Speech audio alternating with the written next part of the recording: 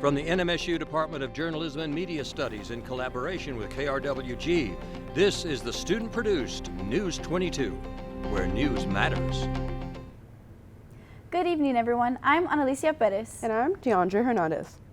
A trial is underway for a former Las Cruces police officer charged with second-degree murder. Prosecutors say in 2023, Felipe Hernandez escalated an encounter with Teresa Gomez, then used unnecessary lethal force and shot Gomez as she drove away.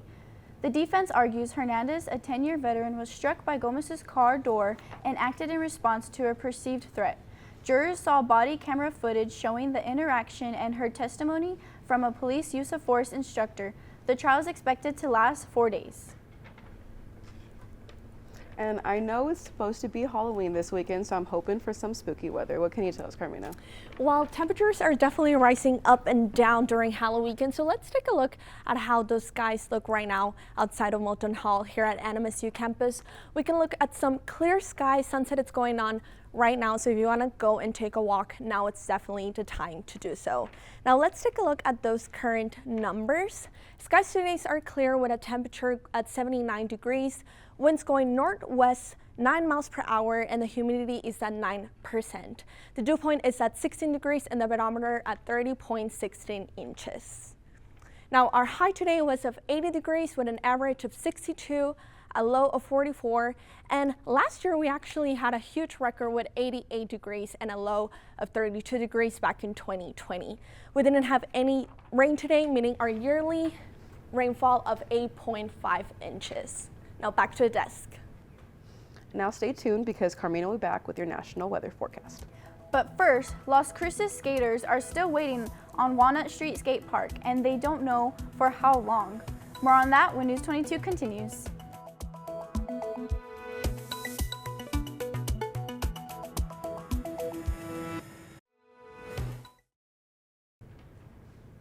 Welcome back. You're watching News 22 Tuesday, where news matters. Skaters in Las Cruces say they don't have enough places to skate, even though there are 3 skate parks. They say 2 are too far away for many skaters, and the third one on Walnut Street is not even open. Austin Jaramillo has the story. This is the Walnut Street Skate Park.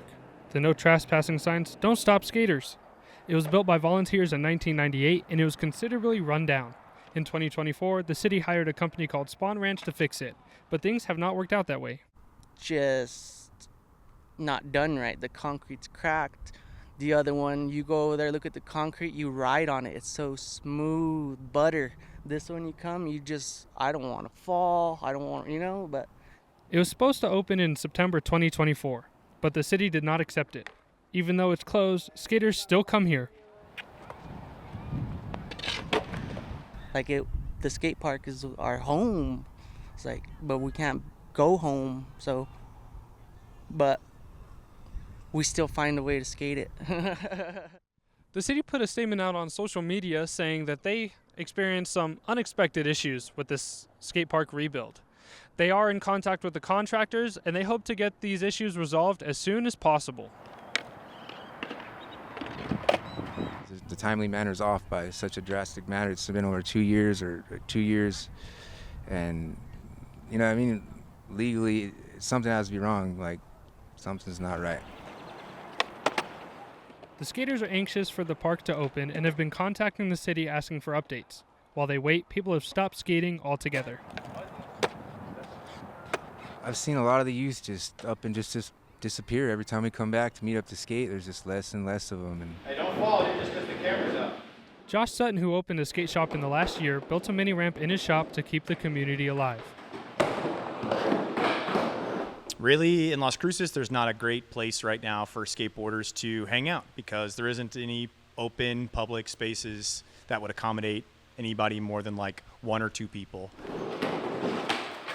Skateboarders are prohibited from skating public areas and are often kicked out, so they're especially anxious for the Walnut Street Park to open.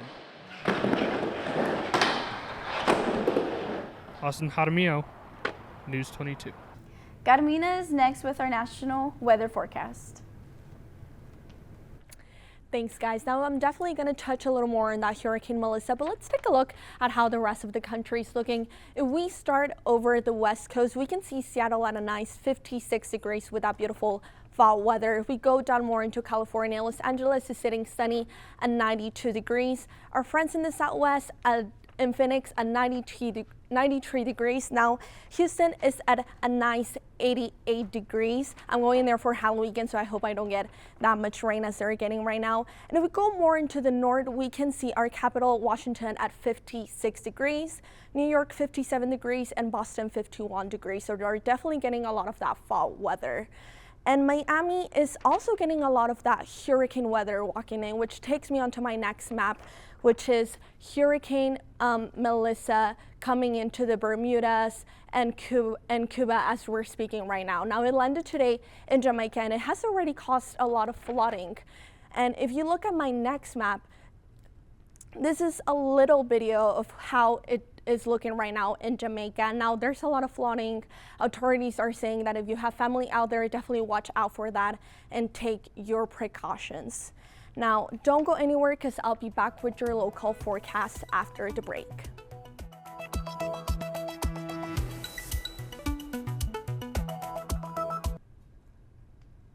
Welcome back to News 22 Tuesday. Let's take a look at how New Mexico is looking out right now.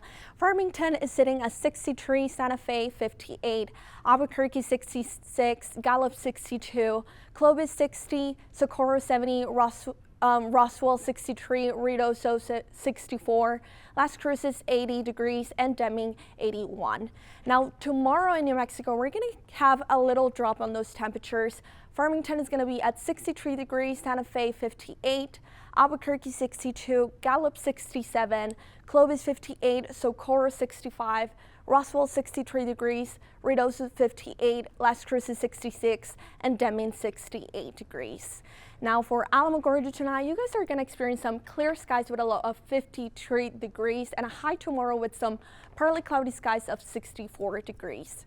Now, in true to consequences tonight, you guys are going to have some clear skies with a low of 60 degrees and tomorrow a high of 66 with clear skies too. In Silver City, we're going to have a low of 55 degrees and clear skies too, with clear skies tomorrow and a high of 62 degrees.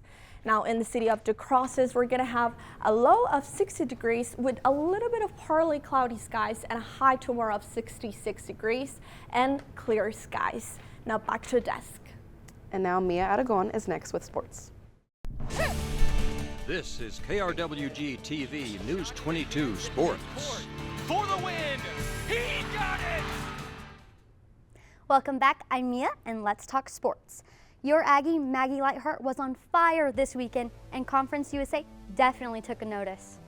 The junior outside hitter has been named Offensive Player of the Week after absolutely dominating against Middle Tennessee. Lightheart racked up about 42 kills and 23 digs across 2 matches, including a career-best 23 kills on Friday, the most by any Aggie this season. The Las Cruces native continues to lead the Aggies in kills and ranks among top hitters in the conference. It's her first CUSA weekly honor and Aggies' first since last year. Not bad for a hometown star who just keeps raising the bar. The New Mexico State women's golf team wrapped up a strong performance at the Clash at Boulder Creek in Las Vegas. Senior Emma Bunch took home a share of the individual title. The Aggies finished 13 and under par, just 3 strokes behind the host Northern Arizona. Bunch led the way with rounds of 71 and 67, tying for first place after returning from LPGA Q School qualifiers. Fellow senior Isabel Laule also finished in the top 5, and Alexandria Armendariz tied for 11th.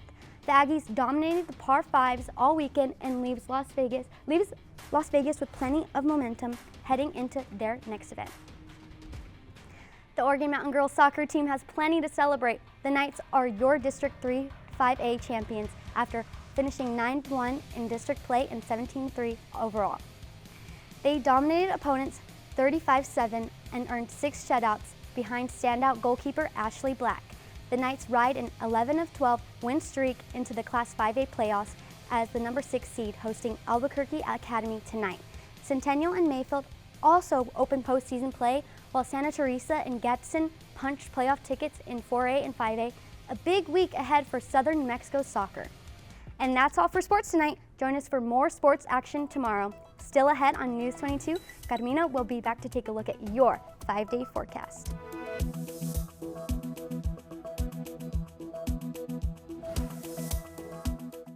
Let's take a look at that 5-day forecast. So we're going to see some temperature changes throughout the week with some low temps, especially at night, and some clear skies almost all week. And that's all I have for your 5-day forecast. And that's all for News 22 Tuesday. Thank you everyone for joining us tonight. Tune in tomorrow night for more news, but don't go too far because Jude D is next with Noticias Vendidos en Español. I'm Analicia Perez. And I'm Giandra Hernandez. And from the whole News 22 team, Mia, Carmina, Analicia, and myself, have a good night.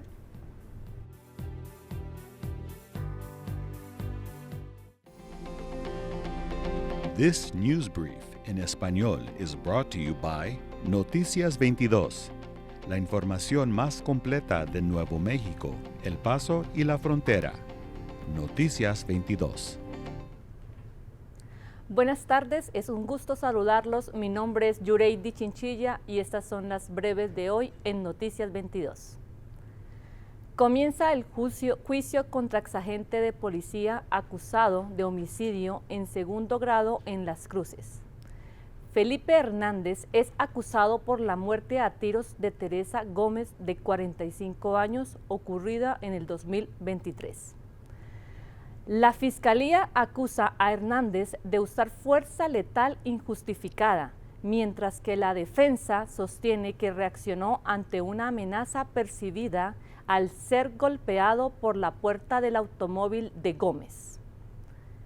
Durante la audiencia, el jurado vio las imágenes de la cámara corporal de Hernández y escuchó el testimonio de un instructor en uso de la fuerza.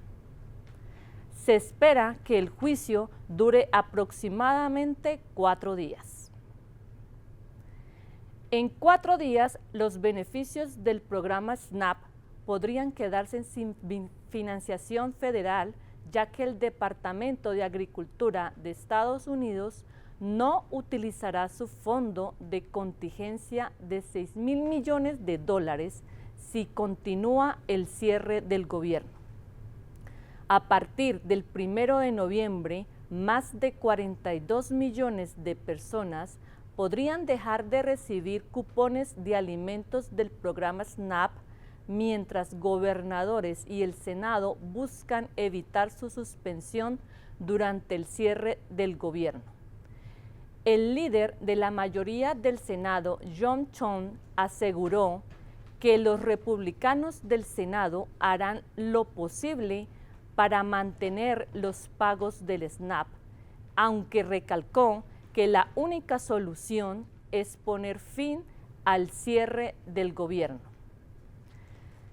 Eso es todo por hoy. Les recordamos que nos pueden seguir en las redes sociales, en YouTube, Facebook e Instagram, en Noticias 22. Que tengan buena noche.